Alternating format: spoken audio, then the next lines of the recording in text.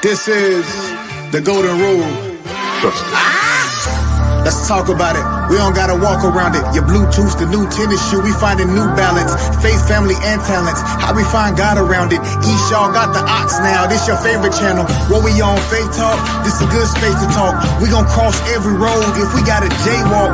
What we on sports now? No, this ain't Sports Center, but ever since Acock, the boy had the sport in him.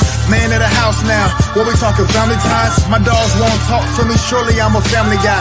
You can bring the conversation to me, get it analyzed. Men lie, women lie, the truth should be baptized. Whatever you put into this world is what you getting back. So while you listening in your car, try and sit with that. While you listening in the gym, try and lift the gnat. This is Podcast Improved. Welcome to the Golden Rule. It's golden, baby. Man, what's happening? What's happening? What's happening? It's your boy E. Shaw, and today I got a very special one for y'all, man. This right here, of course, you know this is a show where like-minded people discuss like-minded things. The Golden Rule Podcast. Y'all been with me this ride, and we got one more coming for you. All right. Now I got a special guest today, and look, we're gonna get right into it. This special guest, man, she holds many hats, huh? Many hats. So I'm gonna get right to it and discuss them.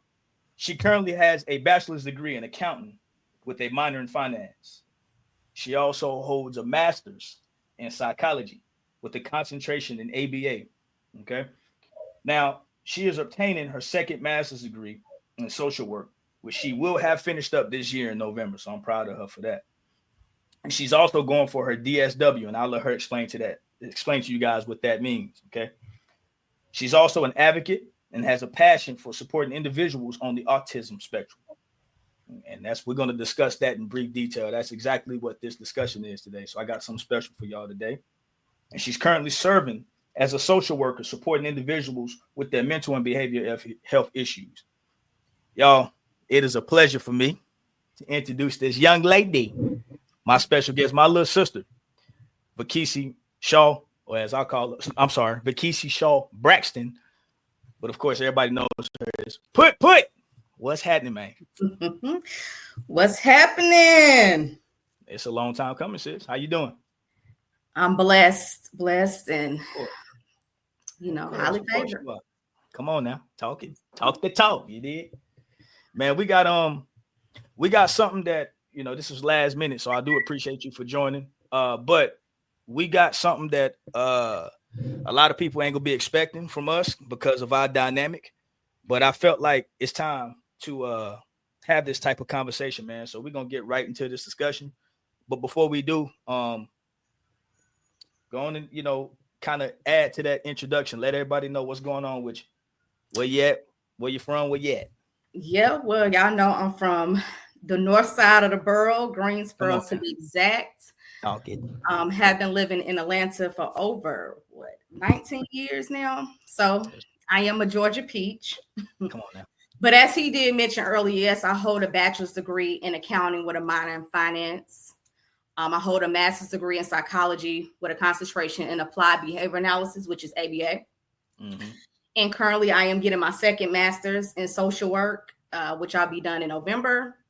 And then after that, I have to have 2 years of post work, which I am currently working part-time at a psychiatric hospital.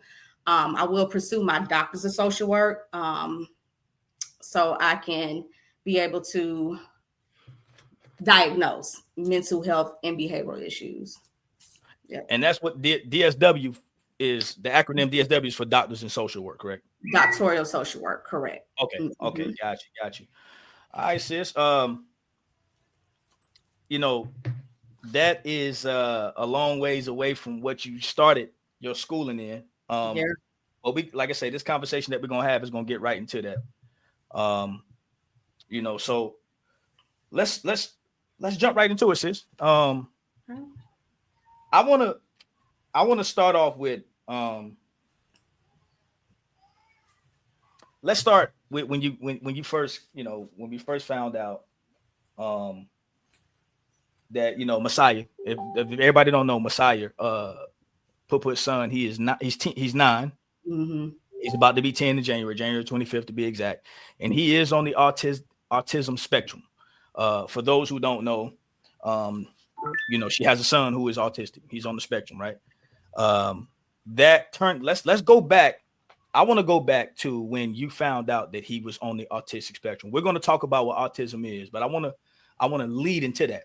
So let's talk about when you first found out that he had autism. Let's talk about that, because I remember when that happened, when we had when you had that conversation that night. Let's tell the people about that conversation. So I'm gonna go back a little bit. So a lot of people don't know that my first passion was special education. So at Page High School, Pirate Pride, I used to go behind those red doors. I remember red doors, and they were kids with autism. So I always had a passion for special education. When I first went to college, Shaw University, that's what I majored in, special education. So going to when Messiah was diagnosed, first of all, he was hitting all milestones. I didn't see any signs from day one since he was born. It wasn't until I put him in daycare. He was 1.5 years old. And his teacher one day, she said it out loud, but I was thinking, but she was like, Messiah doesn't talk. Can he hear? And a lot of kids, they have selective hearing. They hear what they want to hear. Right. Messiah can be standing in front of me and I'm yelling at him and he doesn't hear me. So kind of find out he kept getting ear infections. Right. He had 3 ear infections, and we finally took him to the ENT. He got the tubes in his ear. And what was causing the ear infections is, when they give the kids the medicine to cure the ear infection, amoxicillin, it's supposed to drain out the ear. But what was happening with Messiah, it was sitting on the back of his ear, causing him not to hear. So when we would talk to him, it was muffled. It sounded like he was underwater. So fast forward, took him to get the tubes put in his ear. He went into surgery. Maybe a week later, you can tell that, okay, this is progressing. He can hear. But as a mother and having my motherly instincts, I kept saying, no, something's still not right. Like at this time, he's maybe 2, and he's not doing the things that a 2-year-old should be doing as far as speaking, saying mommy, daddy, asking for juice. He was just pointing, right?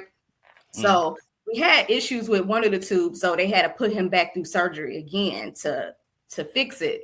I remember that. It was in that moment when I was talking to the ENT, they was like, well, I was just telling him, some other things that I saw. And he said, well, he may be autistic, but that's not my realm. I'm an ENT. So what you need to do for the next steps is go ahead and get him scheduled in and see a psychologist. Right. So, me and his dad was married at the time, and dad was very in denial, which a lot of us African Americans, we are in denial. We just think it's nothing wrong with the children. They need a whooping. No, as a person who actually worked in special education, I knew the signs, so I wasn't in denial. So I went ahead and got him in to see a psychologist. So there was a 2-part testing. The first psychologist, she wanted to see how he did with imaginary play. And of course he couldn't. But just going back to some of his signs, isolation, eye contact, but at the same time, you got to understand his ear journey. Then too, Messiah is the only child. Right. So of course he's going to isolate. He don't have no friends to play with, but it was still things there.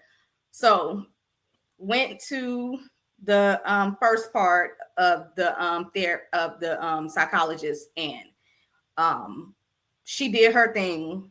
And then there was a 2-part. We went to her counterpart. We went to another psychiatrist so she can do her part. And in that session, she told me, she was like, I'm not for certain if I can diagnose him. And mind you, Messiah was 1.5. And mind you, I'm not understanding everything that they're telling me because at that time, because I just know the signs. Right. But she was just telling me because of Messiah ear journey, I'm not for certain if he, is, but it take about 8 to 10 weeks for them to get the diagnosis back, for them to do the different type of assessments that they ran on him. Mm-hmm. So fast forward, we got the diagnosis of autism. And from there, I was getting ready to enter into my master's. I wanted to become a CPA. I wanted to work for one of the big 4 companies. I wanted to work for Ernst & Young, but driving down the highway one day, and I said, get your master's in ABA. I'm like, God, you're trying to tell me a sign. But now, go ahead. Now, hold on. Before you move forward, because this is very important. Let's go back to when you got the diagnostic that he has autism. Mm-hmm. Let's go back to that night, because we had a conversation. I think this is critical. This is very key. At least for me, it is, because we had a conversation that night leading to the testing for because Mm-hmm. we had to go over the cost. You went over the cost and everything, and that Yeah. people don't know that test is not cheap.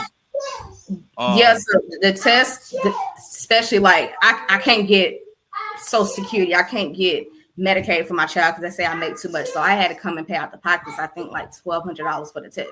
Yeah, and it was a. I mean, yeah, we cried, but in typical Shaw fashion, was like, well, shoot, man, we got to attack this thing. We got to do it. I don't care what it costs.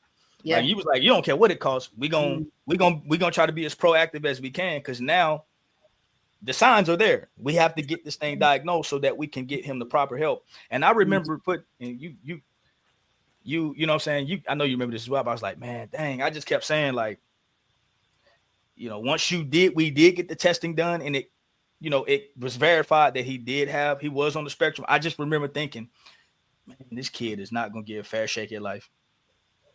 And I think you thought that too. And I believe, you correct me if I'm wrong, but that's why you said you had this intuition to get your further education in ABA. And I believe that's why, because, man, we don't know too many people with autism, but the people that I do know, life ain't fair for them, man.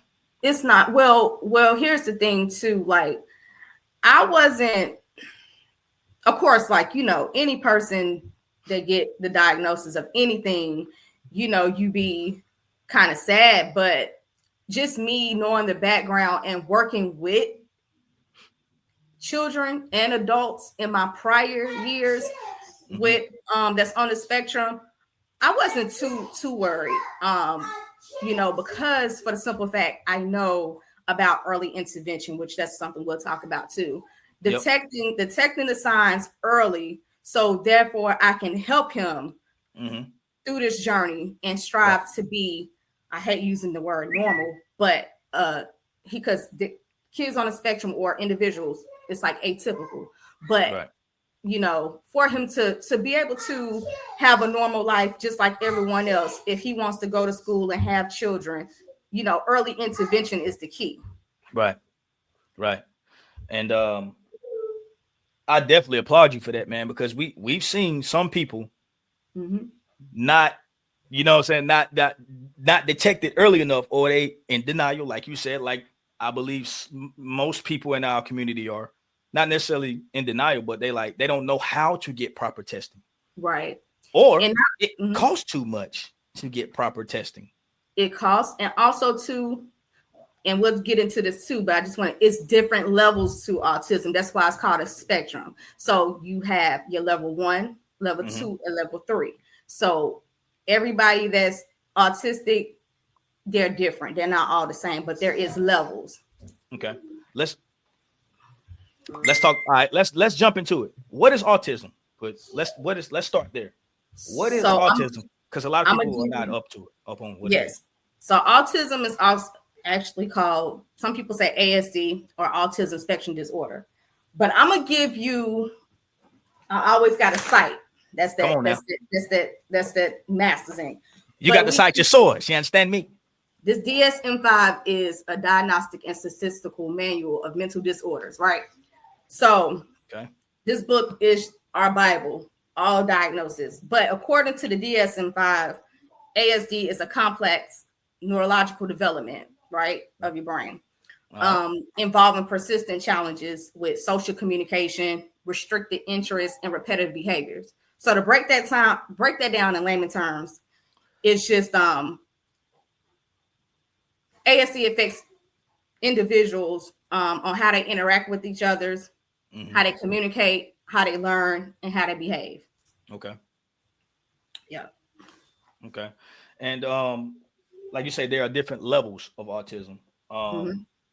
Kind of break down the levels, and if you want, kind of explain what level.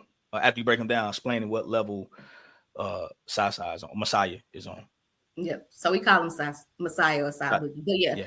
So there are 3 levels based on the severity of social communication and interaction challenges. So level 1, which is kind of like your mild, aka high functioning, is where individuals at this level may find it hard to start social interactions, right?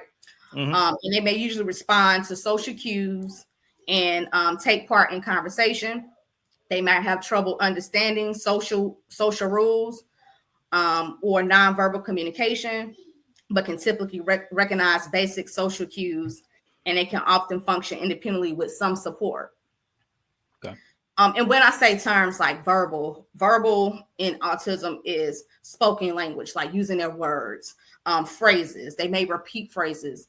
And nonverbal is used to describe individuals who have limited or nonverbal communication skills. Level 2 is like your moderate. So it's like requiring substantial support. So individuals at this level have significant challenges in like social communication, both verbal and nonverbal. And they may struggle to understand social cues, and their responses are limited or unusual. They often feel stressed when routines are changed, or when they're faced with unexpected situations. And then the last level 3, I say severe, requiring very substantial support. So individuals at this level have very limited communication and social interaction skills, often showing little response to others. They struggle with verbal and nonverbal communication and have a difficult of understanding social cues. They typically need significant support for daily living, including personal care and feeding. So going back to Messiah, when Messiah was first diagnosed, he was diagnosed at the age of 1.5. That's right. Nowadays, I ask my psychologist all the time. I was like, how old can you diagnose? Which you can diagnose up to 18 months. But some psychologists now are waiting until they at least turn like 2.5, 3, because you got to understand a child is still developing, right? And I can get to my mind like, well, my son, he's 18 months. Like, how are y'all doing this? So when he was diagnosed, Messiah was definitely like moderate to severe, because he's 18 months. He, was not talking, babbling. He needed that significant support. But now over the years and with all the services that I have gotten him, including today, we're still in services. And the older he gets, he's definitely understanding. But now I would say, Saab, I'm actually in the process of trying to, you're supposed to get them retested. I think every 8 years. So right now there is a wait. So many kids are being diagnosed. To even get the diagnosis, it's like a year wait. So I'm trying to get him retested, since he's now about to be 10, to see now where he's at, which I know for Messiah, he's probably going to be at a level in between a level 1 and a level 2. So definitely that progress over the years. Right. And so he's in between level 1 and level 2, right? Yeah. I think, and I reached out to I only know a few people with children with autism, but I think their main concern is the world not understanding, right? Not understand. I know me and you have had several discussions over the years about that. Yeah. Look, the bottom line is that we've been through family not fully understanding, and maybe they act or treat Sasa a different way or differently than we would like them to. I noticed that years ago, honestly, with their family members. And I cried honestly when I seen it. What were you talking about? Huh? It wasn't. No, it wasn't. No, it wasn't. It wasn't. It really wasn't blatant and direct Right. Oh, yeah. mistreatment, which is not. It Yeah. wasn't blatant or direct mistreatment, but it was just like, like, yeah. Nah, I like, get you. Yeah. You see what I'm saying? And but I nipped that in the bud because for one, a lot of people have to be educated. A lot of people are ignorant to disabilities. So it's like you really have to educate because especially like for instance with daddy and with grandma, right? They're older. So they didn't use the term because back then they probably didn't know that their people had it. But now like you have to educate, like I had to educate daddy, like, this is what you got to do. You can't be trying to whoop my child, like, no, it's a certain way you got to do things in decency and order, because I hate to have to pause on, but come on now. But I was just about to say, talk about like how do you develop the patience for that? And I know it takes ultra patience. Well, yeah, because I was the one who didn't have patience. But the thing with, I'm just talk about my son in general, and even when even when I was teaching or working with other kids with autism, it's easier working with other people's kids than your own kid, right?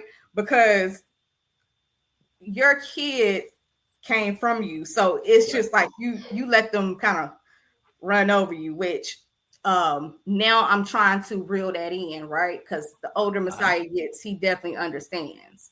I understand where you're coming from. You just have to take out. It's a lot of self-care, and even though I call y'all and talk about daddy all the time, but he is one of the biggest supporters because he's here with me. So he allows me, I can leave and go do what I can do to just do that self-care for myself and just woosah, because especially when Messiah was younger and he cannot verbalize how he's feeling, whether he's sick, I don't know, if he's hurting, he can't tell me these things, right? So as a mom, it can be overwhelming. And I'm the strong, well, we all strong, but I'm always that strong one. Like, I'm not gonna cry in front of y'all, but best believe I've had moments where I'm like, I can't do this. But it does get easier as he gets older. Especially behaviors. Like when Messiah was 2 and 3, breaking cell phones, throwing stuff.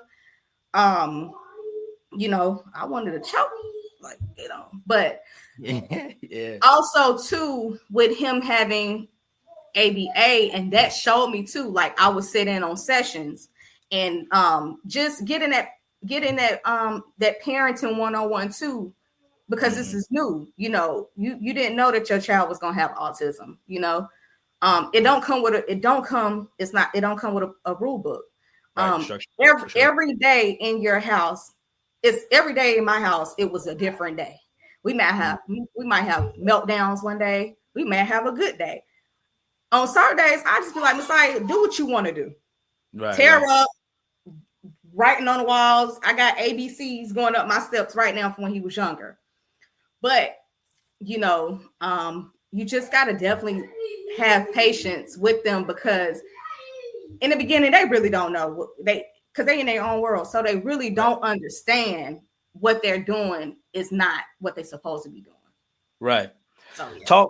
Talk about some of the psychological things, the effects that it had on you and how you dealt with it, as far as like different vices that did you go out and have a drink with the ladies? Did you prayer? Did your prayer life increase? And these are some of the things that people were asking me to ask you, about that. So talk a little bit about that, because that's one thing I admire about you, is that you never complain, maybe internally, right? But you've always had some type of way of dealing with it or having an answer with it. So elaborate on that real quick, how you dealt with these things psychologically, mentally, and emotionally.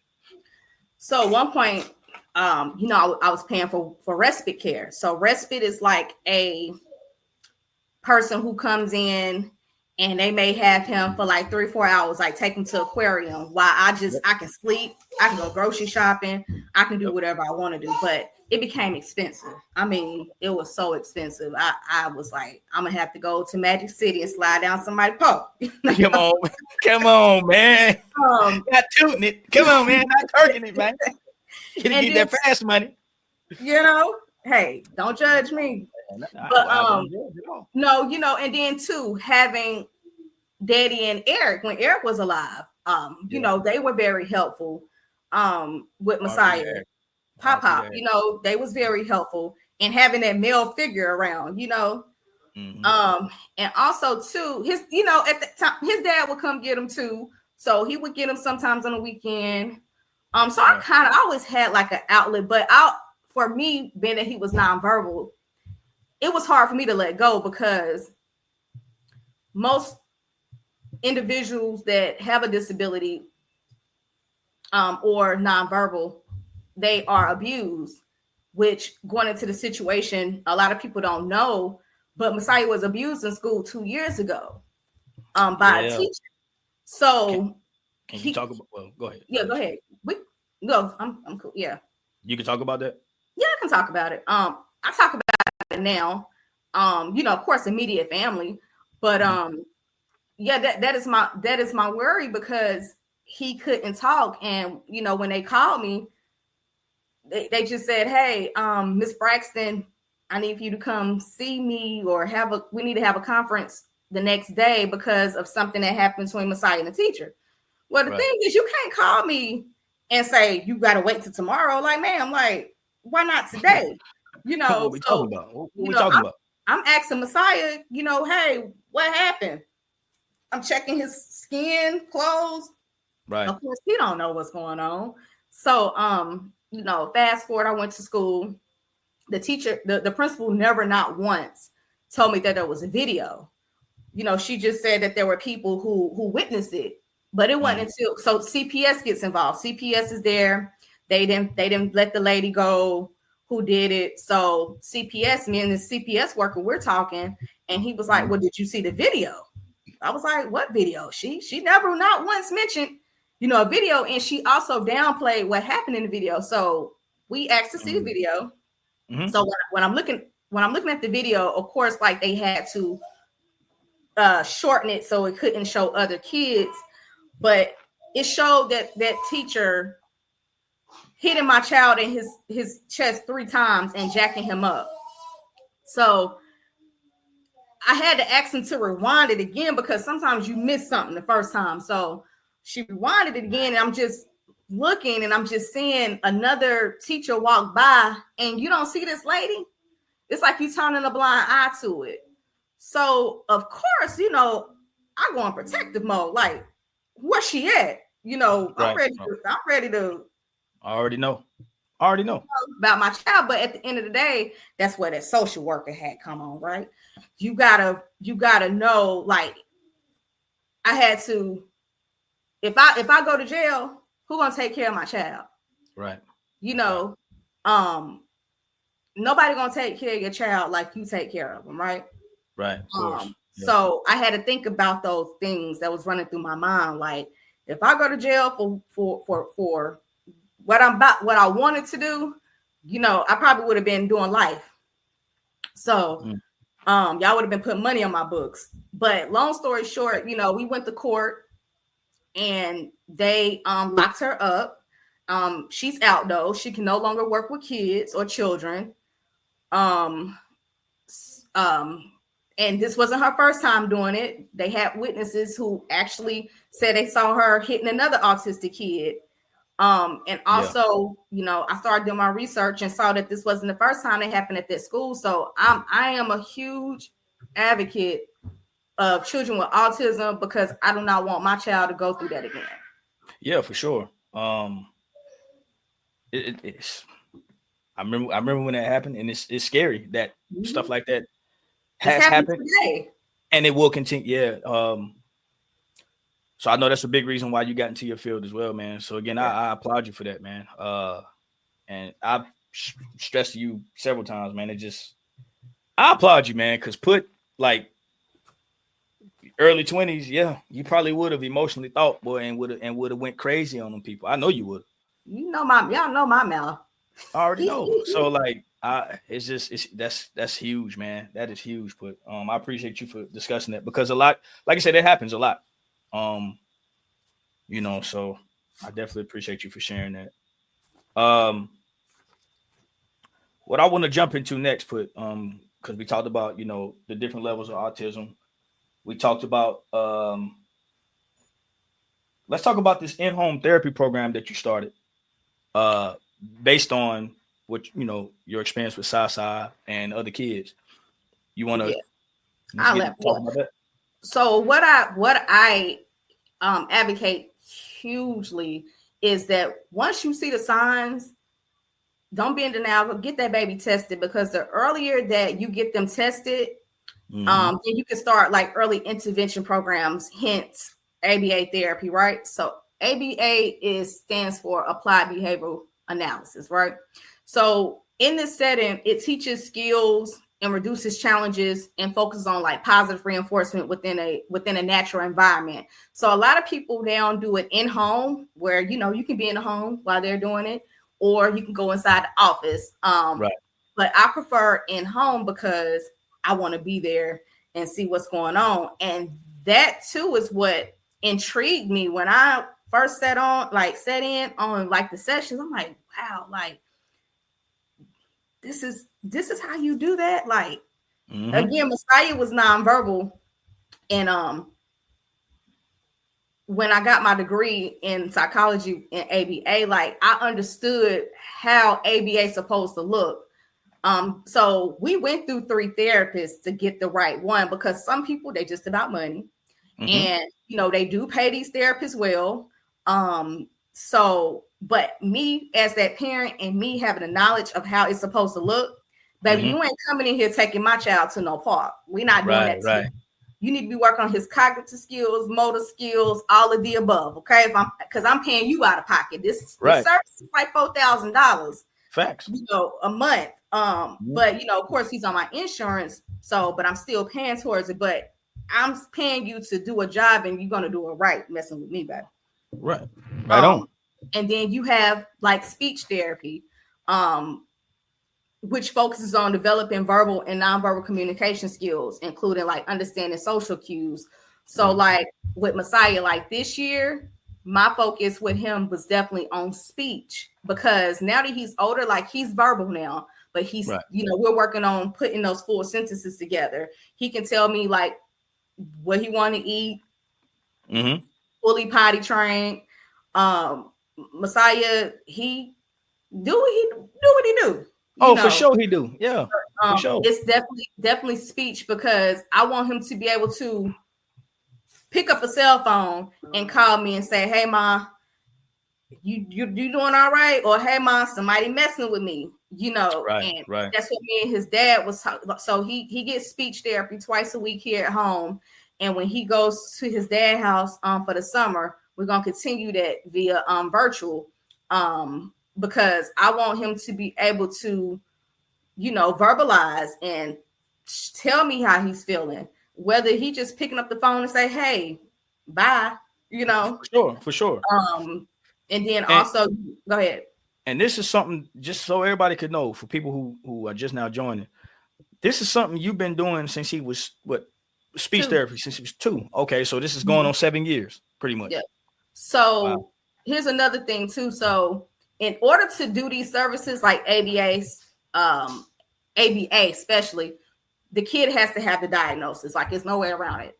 You have to get a referral from your pediatrician to do the testing. But some kids, they can't start ABA until they like 3, but you have to have the diagnosis. Some people think, they can just put them in ABA. No, you have to have the diagnosis of autism.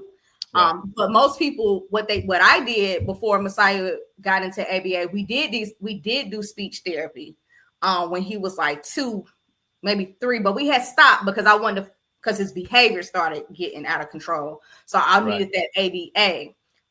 But and in school too, they do offer what they don't offer. They supposed to do speech therapy and occupational therapy. But the reason why I got it outside of home, because in school they only do a 30-minute session as a group. So he's not getting what he needs in the 30-minute session. So I have my personal therapist come and do it within the home for an hour, 2 times a week. Okay, that's big.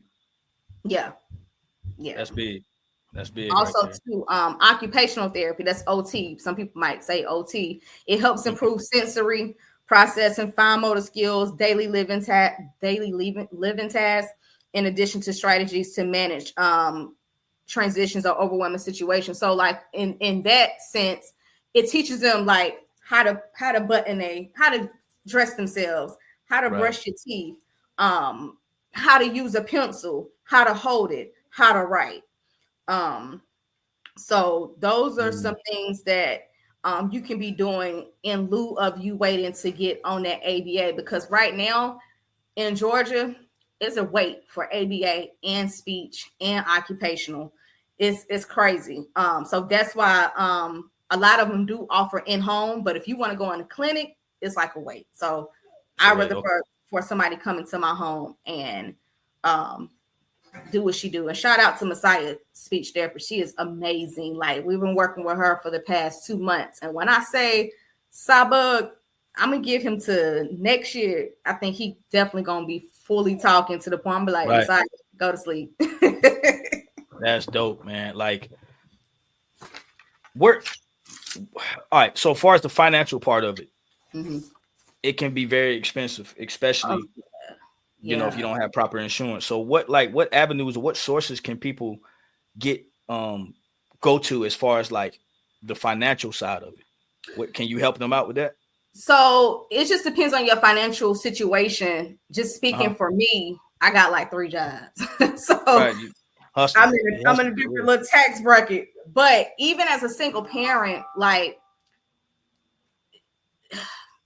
it's hard getting services. Like, you gotta barely make nothing or be damn near not having no income to even get like Medicaid. Medicaid can provide a lot of Medicaid. A lot of these ABA therapists do take Medicaid, so you probably won't have to come out of pocket. It's also in Georgia. I don't know about any other states, but it's called Katie Beckett. Now that is for people who, like for me, like it don't go based off your income, but the only reason why I haven't did it because the packet is so big and it's just too time consuming. So I'm gonna try to figure it out one day, but not today. But yeah, if you can get Medicaid, also if you can get you can get SSI, but again, you have to have that disability. He or she has to be diagnosed to get these types of services. SSI, I know a lot of people who get SSI for their children that, you know, depending upon, again, your financial status. I can't get it. I've been denied. So it just depends on your financial status. And I think it's a shame because, and that's another thing about being an advocate too, trying to get in and change these laws. That's why we have to vote too, not in just our presidential election, but also in our state and local. Yeah, state and local, absolutely. Because, for instance, it's like, I don't think that my child should be punished for not getting Medicaid because of my income. I think it should be based upon his diagnosis, right? So I think that's definitely unfair. So yeah, it can be costly. Like, I'm paying right now out of pocket for psych therapist $100 per session, and mind you, it's twice a week. Right. So y'all do the math on that. But Dad does help me though. We definitely do go half in on that. But even with ABA, like that's costly. Right now, he hasn't been in ABA because I'm not focusing on his behavior right now. I'm focusing more on that speech. What do you want to say? Hey, shout out what's up, Si? Come on, say hey to the people. What up, Si? What up? Hi. All right. What's up, say man? Say hi. Hi. Hey, look at twin, man. Hey, shout Shout out to OG Eddie Shaw Senior too, man. Pops, man. Shout out to Pops for the financial support for the for the What? money out. For who? OG Eddie Shaw for the little assistance, man, for the help. Now he just babysit. He don't do financial. Oh, what? Oh, my bad. Well, you know what I meant. You know what I meant. Yeah. I mean, he get the food, but as far as like other services, baby, that's on me. Facts, man. So we talked about the financial part of it. I just got a text. The clinical not clinical, but the diagnosing. Mm-hmm. Where did you go when it was time to get him diagnosed? What exactly did you go to a website? Did you call in or? No, so normally you go to your pediatrician and they give you a referral. Okay. So they gave me a referral, and I end up finding this Dr. Jamie Fox. She's up north in North Georgia. So I went to her. I went to Dr. Jamie Fox. Yeah. Okay. So just to answer that text, basically you go to your pediatrician, your child's doctor, child's physician, and they'll give you a referral, right? Mm-hmm. And then from that referral, that's how they'll refer you to someone who can literally like diagnose with autism or not, or any kind of. You also would need a referral for like going to the ENT specialist. Yeah. And that was another thing too. Like my son had 3 ear infections. Do you mean to tell me I just can't go to the ENT? Like Messiah could have went deaf, but right. They end up letting me come without the referral. But anything regarding, like, you got to get a referral for anything, a referral for speech therapy, or referral for ABA. Like, you have to go through your pediatrician to get that referral. Yeah, for sure. Like, and that's another thing I want to touch up on, because obviously he's on the spectrum, but also Sasa has, how can I say this? A lot of ailments, a lot of physical ailments that you've had to deal with. You want to elaborate? You want to talk about those aside from the autism? Huh? I mean, what? Like what? Like it, like his allergies. He's allergic to a lot. So Messiah does have allergies. And I think that can be hereditary. Like, I don't have them, but dad has them. Messiah is allergic to cats, dogs, dust mites, shellfish, fish. I can't even cook fish in my house. Right. I remember. And how I found out about the fish, Messiah was like maybe 6 months, and we eating some. I'm the one who's keeping who sell the grilled fish that I be getting all the time. Grilled fish. Captain D's. I keep Captain D's. Come on now. I know. But I had the grilled fish, and I gave Messiah a piece, and all I know, my baby, he's 6, and he just started foaming at the mouth, and I said, "What?" So thank God we had an EpiPen. Never used an EpiPen in my life. True story. Who had an EpiPen?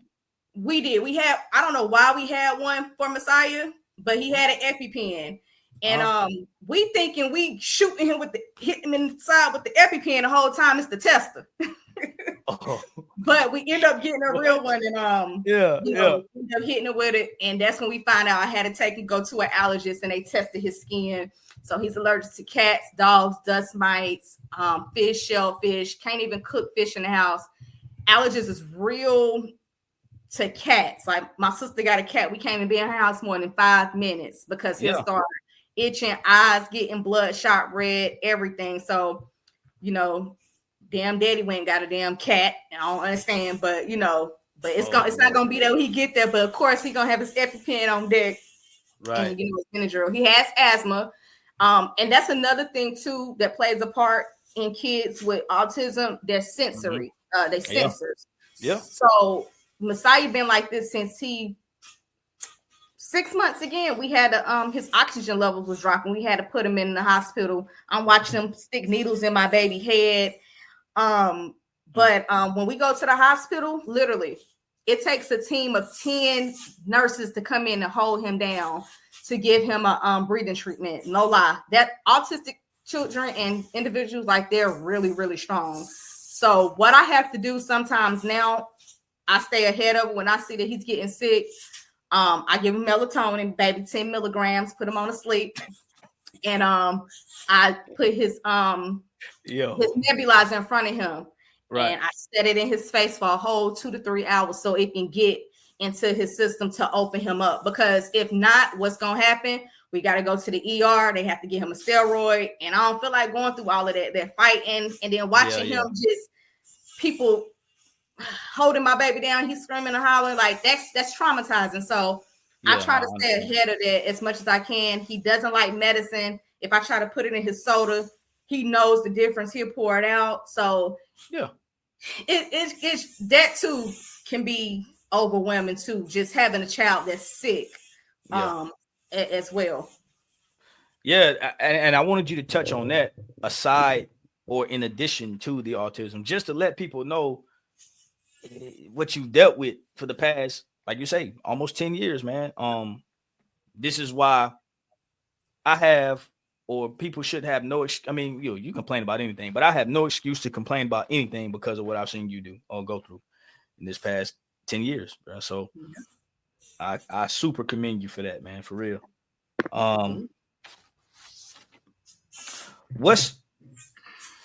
What you got? What's next for you, man? Because when we touched on everything about the autism, what's the next step? Like I said, you got the in-home therapy that you're trying to get up and running. Well, go ahead. So we all know I was starting up that business. I was actually contracting in schools and daycares. They had to pay me, For sure. Once you get the degrees, baby, you got to pay me $65 an hour to come out. But I had this person who I trusted. So my goal was to become a BCBA, which is a board certified behavior analyst, right? Mm-hmm. But you have to take a test. You have to have so many supervision hours. So I met this guy in this group that we all in. It's called Black in Behavior, behavior analysis. And I trusted him. He was cool and everything. He had his own business. So I trusted him, gave him $13,000 to help me start up my business. Everything was going good until it wasn't going good. Long story short, I had to take him to court, get my money back. Still fighting to this day. That's been like 3 years. And when you take the money out of my baby mouth, it's a problem. But God gonna handle that. Sure. But when the pandemic came around, that stopped a lot of the ABA because we could no longer do face-to-face. Clinics were shut down and everything. A lot of kiddos, I work with a lot of kiddos that was nonverbal. So doing online wouldn't be sufficient or suffice. So I jumped back because I had quit my job and everything. So I jumped back into accounting, and then I had my master's already. So I actually was going for my doctorates. I went to Liberty I was starting my doctors in special education.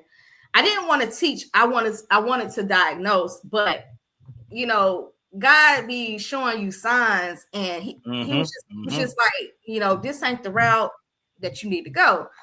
Right. So I pulled back from my doctors. Mama was mad. Like, I'm like, Mom, it's okay. Like, I'm gonna go for this second master's in social work, because with social work, I can still advocate for my child, right? And I can still be able to get my license, and that's what I want to do. I want to get my license clinical, my license, so I can be able to diagnose mental health and behavioral health disorders.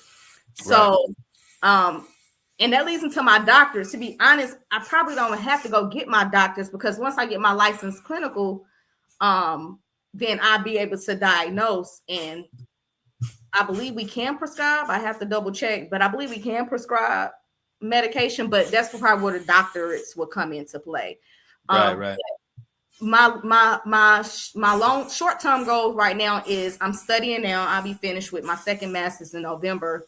So I'm studying now to get my licensed master social work. So you have to be you don't have to get this first, but in order to work in like hospitals and like hospitals, they want you to have like your license. So I'm shooting to sit for that before I graduate. Then my doctors, you have to work 2 years post. So that's in the making now. I work for a psych hospital part-time. But long term, I definitely see me opening up, starting back what I was doing at ABA. But now, since I have the mental health part of it, working in a psych hospital has definitely opened up my eyes to let you know, like, mental health is very real. If you don't take anything that I'm saying today. Everybody need a therapist. We all go through things. And in the Black community, most men they don't believe in therapists. But Right. I definitely suggest that everybody get a therapist because it's very much needed. Working in a psych hospital, my mom and them, so they know the stories I tell them. I work with kids, adults, you name it, every type of disorder. I've seen it. In order for me to be healthy and work for them and be their therapist, I have to be good and be myself. I need self-care. So my overall goal is to be able to diagnose mental and behavior, but I want to open up my own clinic where I have me diagnosing. Then I also have an ABA clinic in there. I have my occupational therapist. I have my speech, all in one stop shop. You come to me to diagnose, and I got all of these layers in here where you ain't got to worry about going outside to go to here and do that. So that is one of my like long-term goals, to open up, start here in Georgia, and let's put these bad boys in North Carolina, Texas, California, you name it. Man, that's you going to what? Generational wealth. I want my family put on too. Hey, come on, man. You feel me? Come on, man. Y'all already know I had some talks about doing something else behind the scenes, and we'll talk about that later. But I'm all about family and generational wealth and just helping, in this world that we live in today, life be lifing. So yeah, for sure. And it's gonna happen for you, sis. You taking all the right avenues and all the right roads, so to speak, to get to that point, man. So I have full faith in you. And look, great things happen to great people. And we didn't have talks before, man. What you've done is nothing short of amazing, man. So I applaud you for that. I just want to tell people, because it's like when they hear they hear the word autism, it's like they shut down. It's like, why my child? I'm letting y'all know it's nothing wrong with your child having autism. If I can go back and turn back the hands of time, guess what? Give me my child with autism, because God already knew his plan. He knew what he was doing when he gave me my child. Right. So, Yeah, man. It does happen. Like I say, I knew it was a reason why when I was at ACOC and Page, that when I was, Miss Rochelle and the people who used to work with children with behavioral issues, that I never once, and I've never been like this, but I never once picked on them. I never once disrespected them, because they wasn't different. I knew something, they had some mental issues, so to speak, but they wasn't different. They was humans. You know what I'm saying? And you just never know what you're going to encounter or run into, man, in life, And that's the thing too about being educated, because just because a child has a behavior issue doesn't mean that, he has a disability. Right. And that's what I was going back and forth with his teacher. Listen, when I go to that school, they know who I am. They know how I'm coming, because they don't think that these parents take the time out to educate themselves. I don't got to go in there telling them people my credentials. But I know what an IEP is, and I do advocate for that. Like, I teach parents, like, if your child has a disability, they need to be on an IEP, because we are paying for that. So it's very like touching, because I just want Messiah to go through life and be okay. I watch how when I take him out, we go to these he like to go to the jumping park, the trampoline park. Yeah. I sit back and I watch how other kids look at him, but it don't faze me. But I do tell them, like, where your mom at, because it's gonna be me and her. Because you need to teach your children that it's other kids out here that's not gonna be like them. Right. So Yeah, I really have to sometimes give myself grace too. Sometimes I used to be hard on myself too, but now like it stuck with me. Once one of Messiah teachers told me, I never forget this. She said, "Don't let Messiah disability define him." And it's like when she told me that, like it stuck with me. So now, like like Messiah 9, like he be knowing what he doing, like. So Yeah, I be having to hone in on that little tail a lot now because for he sure. knows. It's like, and I tell my parents too, like every child is different. Just because Messiah can count to 10 in Spanish, don't mean your child won't be able to do it. And this thing is not an overnight thing. These kids not gonna just change overnight. It takes work and it takes years, but you have to stay on top of it. You have to stay on top of it, you know. And that's me. And y'all know I work my ass off. I work 3 and 4 jobs. Whatever it costs, It's gonna I'm get gonna pay done. it For because sure. I want, because mama not gonna always be here, right? So I want him to be able to be self-efficient, independent. You Right. know, go to school if you want to, have kids, you know, be in a relationship, you know. So and I've seen it where, you know, even though Messiah is level 1, level 2, level 1, but severe where they will always need support. They will Yeah. always need to be with their mom or dad. Right. They can't, you know, you have people who can't talk, who will never be able to talk. So Right. I just thank God too, like, you know, that could have been Yeah. Messiah. But you know, we got a praying grandma. So, you know, For sure. even though For she sure. We got thinks Messiah is a girl sometimes. yeah, we got a praying grandmama, man.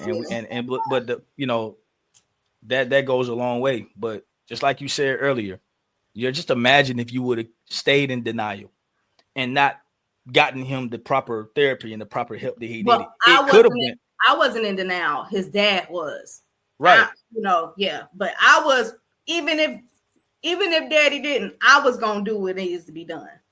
Right. That's what I'm saying. Like Yeah. he was in denial. But you know, sometimes in these households, if the daddy is around, the daddy's in denial. So the mama's like, oh well, you know, we'll just, you know what I'm saying? Like if you would have been persuaded to, all right, hold off and let's see how it works out, he Mm-hmm. wouldn't have got the proper help, right? And then, you Mm-hmm. know, it could have went to severe Yep. had he not, you know what I'm saying? Like, thank God for that.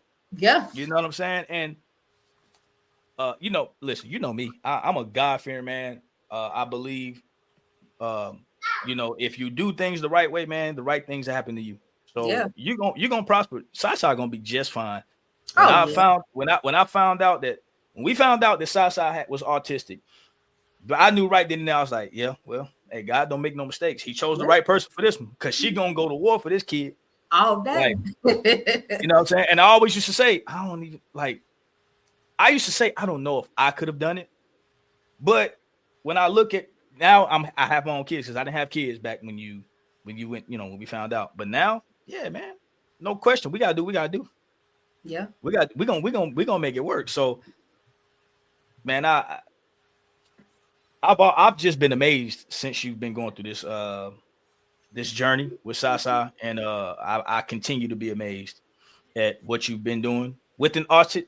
Dig this, with an autistic child. You have how many degrees you got? It'll be 3 November. Yo, let's take time to first of all, let's take time to praise, thank God. But I want to give you your flowers right now.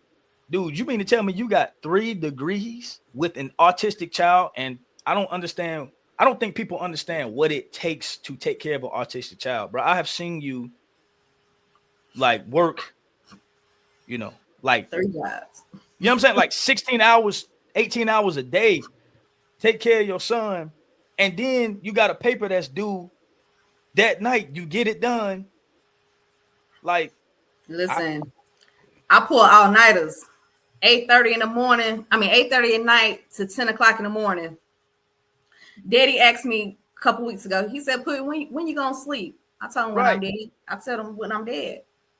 bro. But you know, I got to give a shout out to Messiah's dad too. You know, we always been in this place, but as Messiah got older and he saw the work that I put in with Messiah, you know, he apologized. He said, like, Messiah is like progressing. So, you know, summers, Messiah fly him out on this Saturday. He won't be back till August 2nd. I'm gonna be outside. Right. Come on now. But you know, I got my internship, so I ain't gonna be outside. But you know, his dad, you know, definitely get him. He gonna put him in football. Messiah fast now. They call him lightning. You ain't got to tell me. That's blood, homie. But that's in the blood. You know, what you mean? Just him, you know, getting Messiah. That gives me and Daddy a break too. You know, sure. at one point I had to get on Daddy because Daddy didn't want him to go with his daddy. I'm like, Daddy, listen, I can't teach Messiah how to be a man, right? Come on now. And you know, we in talks now. When Messiah turned 13, that's why I told him his daddy want him now, but I said no, I need 5 more years with him to get him where I need to be, you know, speech wise. But when he turned 13, if he's where he's supposed to be, he's gonna go live with his dad because I can't teach. I didn't did it. I didn't put in the work. So now when you turn 13, you know, I can't. His daddy can show him the things that needs to be done as a teenager. Right. So you know, shout out to Darrell, man. Yeah. AKA Bernie, Uncle Bernie. Right. Shout out, man, because it's a process, and you know, regardless of what happened between y'all, kids need their fathers, man. You kids know, need their fathers. As you get older, you're not bitter. Like me and Darrell, I know this might sound crazy. That's like my brother. Yeah, like man, you know, we talk about Messiah. That's it. You know, he got girlfriends. Long as they treat my son right, I don't care. Right. No, it ain't never been no ill feeling towards Rel from nobody. Nobody on this side. That's our baby daddy, man. He cool. That's my dude, bro. Regardless of what happened between y'all, shout out to Darrell, man. For you real. know, the first marriage don't count. Come on.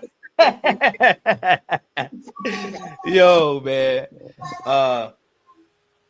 Man, you know what, man? We didn't listen, man. Like, I want to make sure you get your flowers. Like, I want to make sure you get them from me. You already know how we rocking. But everybody on here, man. For sure. You already know. But like all day. The last name don't change. The last name stays on. Hey, the name stays home. You hit me? The name stays home. Yeah. For sure, man. But I want everybody to go ahead and I want to get you your flowers on this platform because, like I say, man, it's nothing short of amazement, bro, when I think about you and your situation and your journey. And Sasa gonna be just fine. And more importantly, bro, you're gonna be blessed forever, eternally, taking care of one of God's angels, bro, with this type of with what he's dealing with autism. These are special God's special kids, man. That's twin right there, twin. Yeah, for sure, man. He look like me, but he like his daddy too. He a mix twin. That's twin. Man, he a perfect mix. He a perfect mix, man. Man, we about at the end, man. Hey, I want to ask you one more question before we go. I got my fan rolling. You know, when you start getting in emotions. Yeah. Oh yeah. Nah. I was trying to get you to share the tear, man. I seen it. I felt it coming on. You already know when it come to that. When it come to my boy. Yeah, I already know. But my last question to you though,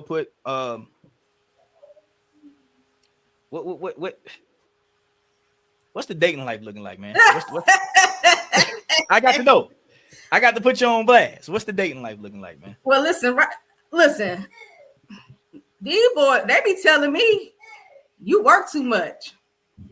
You know, right now I'm focused on getting to the paper. Yeah. I got things I'm trying to do, and if it don't make dollars, it don't make sense. Man, listen. I done it all. I done been married. I done lived this life. It's on God's timing. It's God's timing. You know, I'm not in no rush, especially living here in Atlanta. You know, they like what I like now, so I gotta be careful. Hello. But not like people, but don't get it twisted. I get hollered at every day.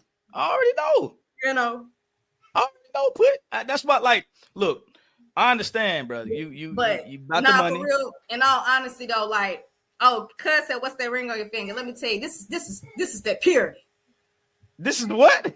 This that purity ring. Purity. But no, like in all honesty, Cleanliness. like I have time for myself barely. Yeah. So, it be, I didn't be in a relationship after I got divorced. Yeah, for sure. And, separated, but it's about my child too. Like, you got to accept him, everything that come with it. And like I said, right now, like, it's just grind time for me. When I be outside, I be outside for a good time. If I see somebody, yeah, hey, how you doing? I ain't afraid to go holler. You know what I'm saying? But sure. nah, like, I'm just chilling right now. I'm cool, and I'm trying to become Dr. Braxton. Put some respect on your name. You know what I'm saying? That's gonna happen. As long as you happy, sis. Whatever makes you happy. If the grind makes you happy, you just know. You got to. You got to. Yeah, and he I might got somebody call in the middle of the night. Ain't got to be dead. You did. Nah, man. As long as you happy though, man. I can't even believe I'm having. And then hell, your daddy live here, so even though it's my house, I respect. Oh, Pops ain't gonna let nothing come in. Oh, you already know. Pops ain't gonna let just nothing come in. I got respect, you know what I'm saying? Like, Yeah, for sure. I know you do. Might have to wait till you go to sleep. Hey, Pops. Hey, man. We ain't gonna even. Yeah, man. What's this? I ain't gonna take up too much more of your time, man. This was. I'm telling you, like, the amount of. Hey, appreciate everybody for the comments. The amount of comments that we got from people viewing, man. I appreciate everybody. You gave a lot of people a lot of information. So I appreciate that, man. You got any last remarks you want to give to people? Where you get off? What can they find you? Facebook, Instagram? What can they find you at? Well, you can find me on all platforms. I'm on Facebook, Instagram, right. But I'm Facebook. That's where you can really reach me at if need be. I do got a lot of people, especially when I open up and share Messiah's journey. A lot of people start inboxing me because they was afraid, right? And they was like, oh, my son has autism too. I'm just letting you know, like, don't be ashamed because that's your child. Definitely, like I said before, I'm a huge advocate of early intervention. Right. When you start seeing them signs, go ahead, get them tested, so you can start those interventions and those therapies to help them. It won't be too late. And that's what I did with Sai. So anytime, if you in the Georgia area, like I said, I got some things brewing, especially when I get my license. I'm trying to get licensed in a few states, do some traveling. Definitely I'm still doing the ABA on the side sometimes, but I also, contract with DFACS too. So I do a lot of things with them too, within Atlanta. So, but yeah, my main thing is diagnosing. Like, I want to be able to diagnose mental health and behavioral disorders. So definitely trying to long term, maybe one day open up me a clinic. You know what I'm saying? So talk it up, talk it into existence, man. Put my family in it too. So for sure. Yeah. Well, you should already, if you need me for anything, man, just let me know. And if I ain't got it, I'm gonna get it. That's for sure. Especially when it comes to you and Si. So. Yeah, and I appreciate family too, because even though we far away, the support. Yeah. One thing I'm saying about my family is we huge supporters of one another. Oh yeah. So how me and you is, especially when we first found out I was pregnant with Si. Oh man, I forgot to listen, man. We had that talk because I ain't gonna lie, y'all, baby. It was gonna be a bark. Oh Lord, man, yo. But like real quick on that. We cried for 2-3 hours, bro. Like straight up. And I was like, look, I don't believe in abortions. But me neither. You know what I'm saying? And I know you and it was tough dealing with the situation, but like I was just like, yo, I mean, this and not knowing the unknown, right? You know, this is my first child. right. You know, worrying about, am I gonna be a good mom? And now it's no longer about me. Facts. Now I got this other this human that I have to worry about. So all those things was just rolling in my mind. Am I gonna be able to afford this child? Because you know, I like to shop, like to take For trips. sure. But I think too, God gave me Messiah to sit me down, slow me down. Life completely changed once you had Sasa. It did. And you know, I wouldn't change it for the world. Like, and then him having that autism on too just put the cherry on top. So it really like gave me patience, and it definitely slowed me down. Because I didn't think I was gonna have a kid or have, you know, but you know, never say never. I think I did good in life. I had him when I was 28, so I was able to live life, travel, and now that he's getting older, you know, I'm able to get back on my traveling tip and do things. But yeah, we cried for like two hours because, but to be honest, bro, like, thank you, because yo. You know, I'm gonna shoot it to you straight, bro. I was you like, told me, like you said, Puddin', no matter what, I got your back. That's all I needed to hear. Like, and you know, sisters too, but you, like, you confirmed it. I was like, yeah, it's a wrap. Because I was in Jamaica 5 weeks pregnant. Nobody knew. And I'm sitting on that beach and we had that talking. I was like, yeah, I didn't care what his daddy said. I didn't care what nobody said. Like, when you said what you said, yeah, bro. And I meant, you already know. I like, bro, I got whatever you decide to do. I got you, yo. Real. I got you. So you made obviously the best decision, man. And that little dude there's he life. And that's just to touch on one more thing. I know a lot of people always ask, do I want to have another child or children? And I always say no. And the reason why is because, one, I'll be 38 this year. Messiah about to be 10. I'm not trying to start over. And they're expensive. But also, too, I don't want to have the chances of me having another autistic child. So, you know, I just don't want to go through Messiah, please. I don't want to go through one. I had a good pregnancy, but my labor was horrible. So that was traumatic for me. And then two, I just don't want to have the chances of me, you know, having another autistic child, because there could be, you know, a slight chance. Some people, you know, you can have twins. One may not have it, one may have it, or it might skip. But me personally, like, I don't want to have another child. And yeah. All right. Hey, man, God got the final say, put. Yeah, he does. But baby, this shop is closed. Hey, all right. Hey, man, listen. Nah. But man, you know what? It's been a good show, put. I appreciate you, bro. I'm sorry, Miss Braxton. I apologize. Verkisie. Right. Miss Verkisie Shaw-Braxton. It's been a great show, man. You've helped a lot of people. You've inspired a lot of people. But you know, honestly, bro, I love you, sis. You know that. And keep doing what you're doing. And you're gonna be all right. And I already told you that years ago. You're gonna be fine, bro. Everything that you're desiring to do, you're gonna do it. You're gonna do it. Let me do one more. Shout out to Lady Shamar, North Carolina-ish. Come on now. Yeah. What's that? Show that. Pull that. What's that? North Carolina-ish. Oh, that's her clothing line, Lady Shamar. Yep, she's Cherie Martin. She's a comedian in Greensboro. That's cuz. So Cherie Martin. Yep.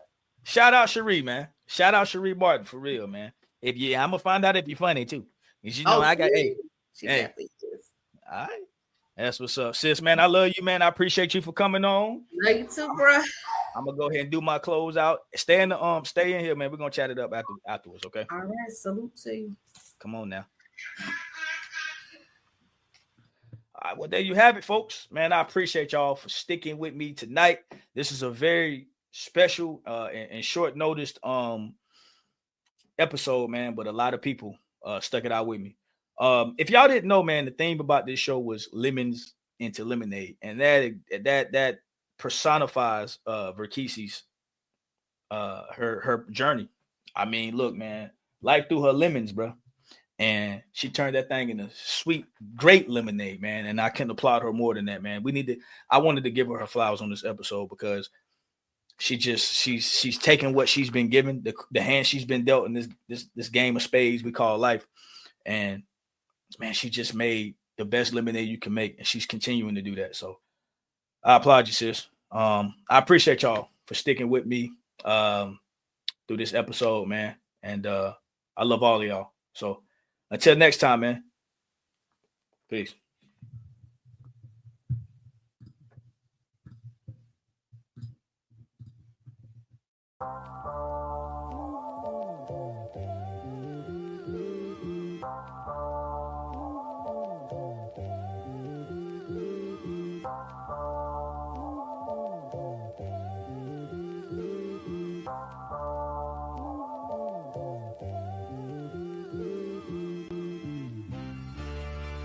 This is the golden rule. Let's talk about it. We don't gotta walk around it.